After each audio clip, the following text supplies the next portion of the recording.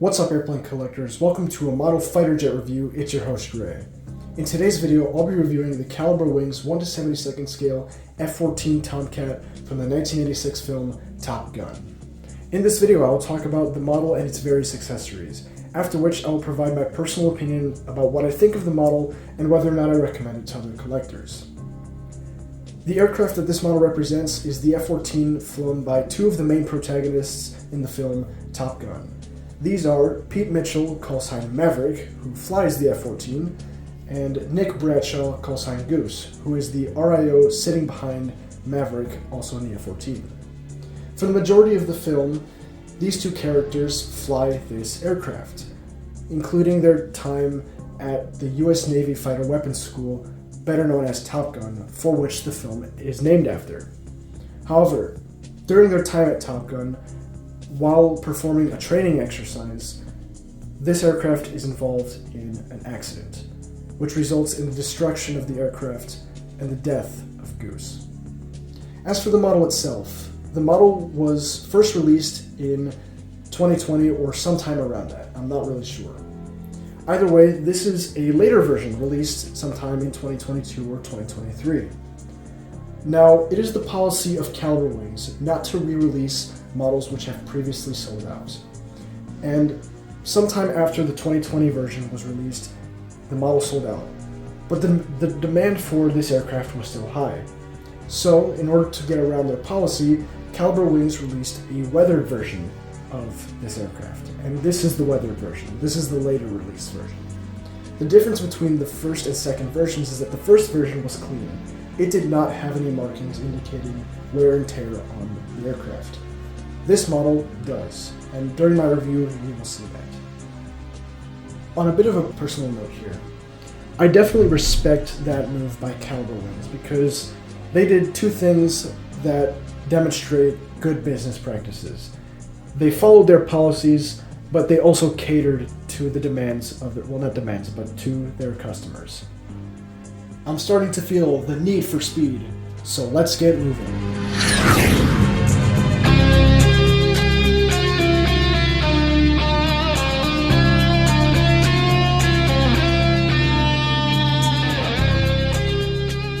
The box is a very nice cardboard box, and it's pretty large as well, at 31 centimeters lengthwise, 27 centimeters height-wise, and 9 centimeters wide. I'll show you around the box now. So here's the front, bottom, right side, top, left side, and the back side. This box features a flap which can open to show the model in the box. Obviously, I've removed all of the protective packaging, but it's got a very nice reflective finish there, and you can see me, the camera, and my room in the reflection there.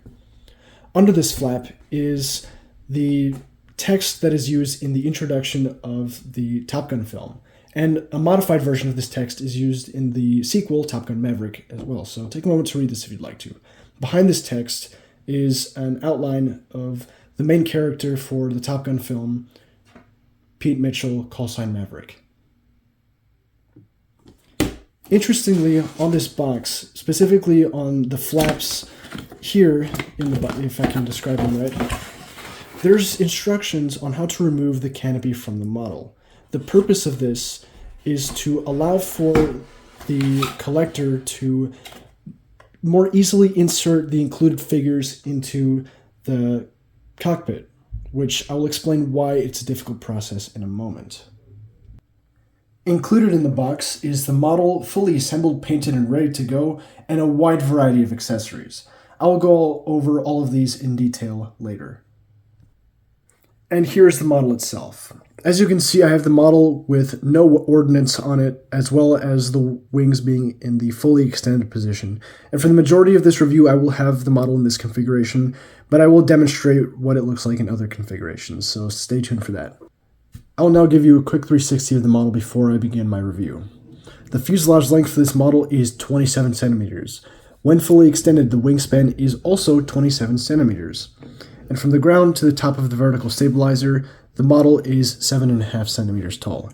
It's a pretty big bird, and it's accurate to 1/72 scale. This model is also very heavy due to the fact that it is made mostly out of die-cast metal with the exception of a few small parts. I'll begin the review at the front of the fuselage and I'll work my way down the aircraft.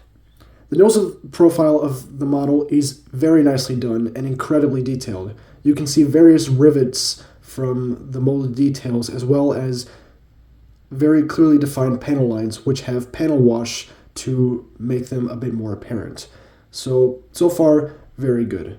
There's also a wide array of aerials here, and these are made out of a flimsy plastic material in order to prevent them from breaking easily if they are stressed, which is something that no other model manufacturer does, and that is greatly appreciated. In the front here, this probe here is made out of metal, and it detaches from the aircraft. You have to attach this separately if you want to have this on the model, and mine is not attaching for some reason. The model will not fit in the box without this part being removed. The canopy here is very nicely detailed, and yes, it does open, which I will demonstrate right now. Here you can see the call sign for Pete Mitchell's character, or not Pete Mitchell's character, but it's just Tom Cruise's character, Maverick. And you can also see Goose right here, and then you can see the actual names of the characters up here, Lieutenant Pete Mitchell, and I don't know what the JG means, but it's Lieutenant Nick Bradshaw. Inside the cockpit, you can see both figures for both pilots or operators of the F-14 in there. And the cockpit is very detailed. So this is the best view I can give of the cockpit. Take note of the various details in the cockpit. They are incredibly detailed, lots of printed detail in there, and overall, very nicely done on the part of Calibre Wings. As for the figures themselves, the figures have the helmet patterns, and you can actually read the text on the helmets for Maverick's helmet and Goose's helmet. Goose's helmet is a bit harder to read, so I will lower the canopy, and there you can better see the details on Goose's helmet. Inserting the figures is incredibly difficult, even though they are made out of a flexible material, much like the antennas and these ejection handles here. They are still really difficult to fit into their seats, but it is possible. Now, earlier I pointed out how there are directions to remove this part of the canopy off of the aircraft. This is not possible, and it is a very high risk. Calibre Wings has a video on their YouTube channel explaining how to do this, but it's just, on my piece, it's just too attached to even risk it, because breaking it would incur quite a difficult repair. And the canopy doesn't fit the greatest to the rest of the fuselage. Actually, you can see a decent gap there, which is to be expected, but I also had to sand down this front part in order to get it to fit properly, because otherwise it wouldn't. On the other side, the gap is even worse. So the fit with the canopy is really not the greatest on my model. I'm going to pan the camera down the rest of the fuselage. Take note of the various details with the panel lines, antennas, and weathering. This model is certainly very highly detailed. Here's what the model looks like when the wings are fully swept back, and I gotta say it looks really cool. The wing sweep is accurate, however, it is not without fault. I will now extend the wings. The process is relatively simple, but I can definitely feel pieces rubbing up against each other on the insides on both sides, both the top and bottom side. On the top of the left wing, here you can see how they did paint the area under the exposed, or under the cover here, or under this part here. They did paint it a different color from the rest of the wing, which is accurate, and that is also part of the weathering. Now you can also see a few scratches here and there. They're small, but they're still present. Moving down the wing, you can see the weathering is evident. However, the quality of the weathering isn't really great here on the left wing. You can see some smears here and a droplet right here, and then another droplet here. To my knowledge, the staff at Calibre Wings hand paints this weathering, so shout out to them for doing that. It's just on this one here, it wasn't perfect. On the right side, things get a whole lot uglier. There is a large scratch here, and unfortunately I have not been able to fix that. Usually, to my knowledge, this isn't an issue for Calibre Wings, but it is on my piece. Moving to the rear of the aircraft, specifically the vertical stabilizers and the engine section. The engine section is very nicely detailed. Earlier you might have seen how I had a set of replacement nozzles among the accessories. Here, these are the nozzles when the engines are at idle. These nozzles are in fact removable, and I will demonstrate with this one here. They can be swapped with these nozzles, which I believe represents the engines at full throttle. They fit on very tightly, and sometimes they are hard to remove, but it's not impossible, and the tight fit is actually pretty useful. Here's what the engine exhaust looks like. It is incredibly detailed, and the engine detail goes all the way to the back there. Very nice job on the part of Calibre wings. Here are the vertical stabilizers, and there's the VF1 logo there. All of the details up here look very good. The panel lines are very clearly outlined. There's an incredible amount of detail on this model. Here you can see where the weathering went a little bit south as well. Just, it wasn't blotted enough, if you will, and it dried too quickly, the weathering right here. So, yeah, it wasn't the best, wasn't the worst. On this side, however, things went a lot better, as you can see. So, weathering is a little bit inconsistent, but for the most part, it's very good.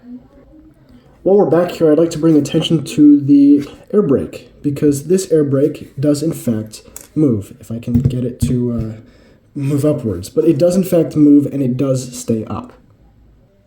So this is the best I can do, but both air brakes do move. This one moves upward, and if you stick it the right way, it will stay up.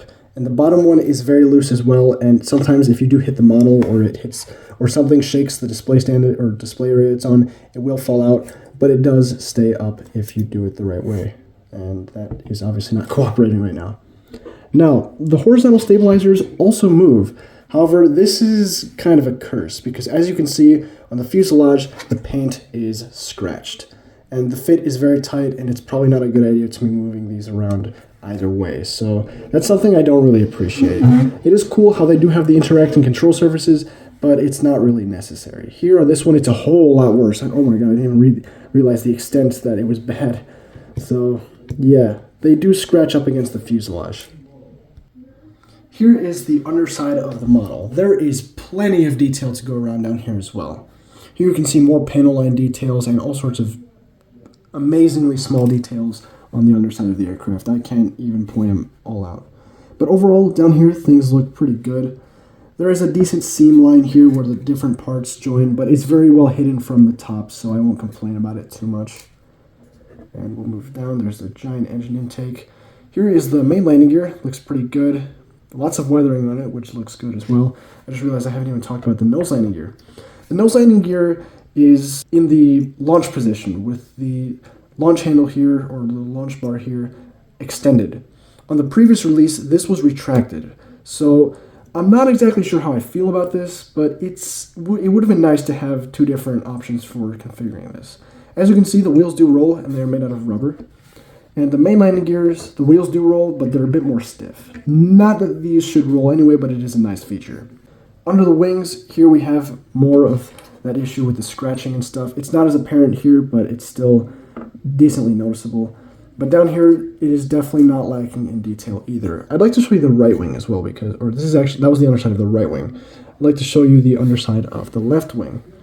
Something weird happened with the painting there. As you can see, some of the paint that was intended to go for the part that is covered when the wings are retracted or swept back, some of that got over here, which, as you noticed earlier on the other wing, wasn't the case. So I'm not really sure what happened there.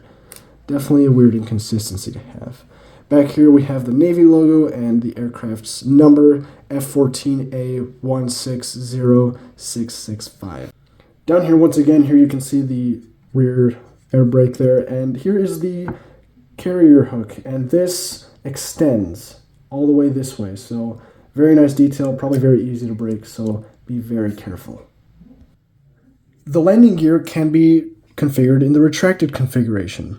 All of these attachments are friction-based attachments, and they fit very well to the model, and they hold the model securely, but I will demonstrate what the retracted covers look like. So all you have to do is give these a light tug. This one's out. Okay, there we go. Give them a decent tug, and they come right out. The covers for the landing gear in the retracted position do not suffer in detail either. They are very nicely detailed. The one for the nose fits very nicely, and the ones for the fuselage, which wherever I left them, put one in here, fits very well, and the other one goes, and that's very reassuring, that goes right there. and they fit very flush with the fuselage. Just look at that. Very nicely done on the part of Calibre wings. Now, I'm not sure why someone would want to have the landing gear in this configuration, because there is no display stand included with this model. But there is a display stand available for this model, which I will show later. Also, there is no tool to help you remove these retracted covers, so you're completely on your own. Good thing I have a bunch of tools which can help me to an extent. Next up are several weapons racks. These go to the underside of the fuselage here, and sometimes these were attached or removed from the aircraft. This one here is for the right side, as can be denoted by the R on the center there. Where is my pointer? Right here. So we'll fit that accordingly, assuming I have it in the right direction. So I'll fit that on, and it goes on pretty smoothly. Some of these are actually very loose, so they might fall off when I turn the model around. When my model arrived, one of these was separated, and it thankfully didn't damage anything. So there's the right and left side. There's also two for the rear, and interestingly enough, I got one with a backwards R, or actually no, with an R, and then I also got another one with an R. So I got two right pieces. Not that they're directional, but it is kind of interesting how that happens. So well, some of these required a bit more of a push to get them in, but they do work. And here we are. This is what the weapons racks look like when they're mounted on the plane. Now, I'm not sure exactly why Calibre Wings included these, because there really isn't any weapons that you can put on these at all. The only thing that you can put is this included pod, which I believe is a lantern pod. I'm not 100% sure, but it's there. And you can just throw it on right here, assuming it fits. Yeah, it fits very tightly on there, and you can work with that. Now, if we turn the aircraft around, gravity, please don't do your thing, but at the same time, do your thing. So they're staying, but the fit on some of them is rather loose. So if I do this, okay, no, never mind. But yeah, the fit on them is rather loose on some occasions.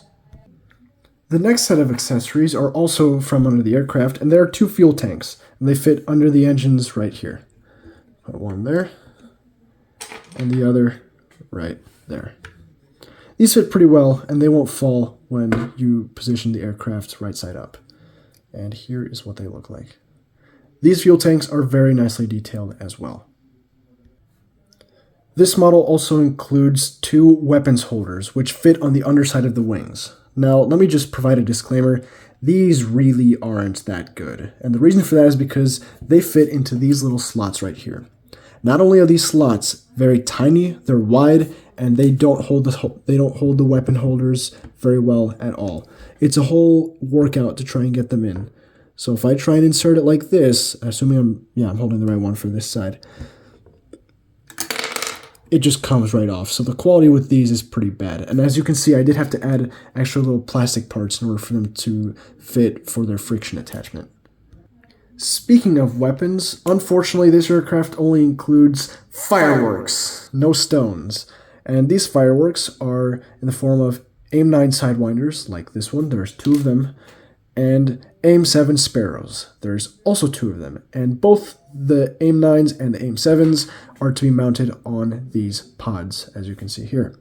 So if I were to mount an AIM-7, I just put it in just like that. And if I were to put an AIM-9, it goes in just like that. Pretty simple. The fit with the AIM-9s is pretty loose and it's pretty easy to knock off, but it is nice that they did include these. And as if to prove my point, these do not want to fit on the aircraft right now, so I'm not really sure. But yeah, these weapons holders, they don't fit to the aircraft at all. In addition to all these accessories, you also get a set of parking configuration options, which these yellow things, they go on the main wheels like this. Let me just move it there, or set the model up there, and boom. It's as if the model is parked. And these engine intake covers, I didn't know what these were for originally, but they fit into the engine intakes like this. The fit is rather awkward at times, but it does fit eventually, and they look pretty good. Earlier I pointed out how this model does not include a display stand with it, but there is an option to purchase a display stand, and this is one of the display stands offered by Calibre wings for their F-14s. Of course I got the one with the Top Gun logo on it. Now this display stand isn't really great. As you can see, it's pretty loose, but it holds up the model. And the way it holds up the model is rather interesting. It clips onto the back like this. So I haven't put this on here in a while, so let's get that on there, and just like that, it holds the model. And I probably should get this off because I didn't fit it on there very well, but it holds the model like this, and it looks pretty good. You can customize it and have it turned at an angle, which is pretty cool. So you do have this option if you do choose to display it on a display stand. One final touch you get for this model is this authenticity card, which shows the authenticity of the product, and it also shows the serial number. I have piece 692 out of 1500, which is pretty cool, and the card has a very cool reflective finish. On the back is the Calibre Wings logo. Well, that concludes my review. That was a very long one, so I'll finish this one up pretty soon. This model is pretty realistic, if I must say so myself. The craftsmanship is unparalleled. Calibre Wings, they want to be the brand to beat, and they definitely live up to that with their realism. However, the quality control definitely faltered on this model, specifically with the attachments and accessories, and also some of the scratches with the wing sweep feature. Of course, that is to be expected, but not to the degree that is on my piece. So, quality control can improve, but regardless, the detail on this thing is unparalleled. I have to give a shout out to Calibre Wings for that, because you don't see that on any other model manufacturers. No other model manufacturers come close to the realism of what Calibre Wings does. So hats off to them for that. Now time for my recommendation. I'm very hesitant on this because the quality control issues definitely messed with me a bit. But I do recommend this model in the end. I absolutely recommend it because it is a beautiful piece of artwork. It has the issues with the quality control, and based on what I've seen, it's not present on every single piece. I might have gotten a bad egg, so there's that. Well, that's all I've got for you guys today. Thank you so much for watching this long review. Feel free to check out my channel for more half-made videos, and yeah, that's all I've got. Like, comment, and subscribe. Happy building, happy collecting. Stay safe out there. Stay happy. See you guys next time.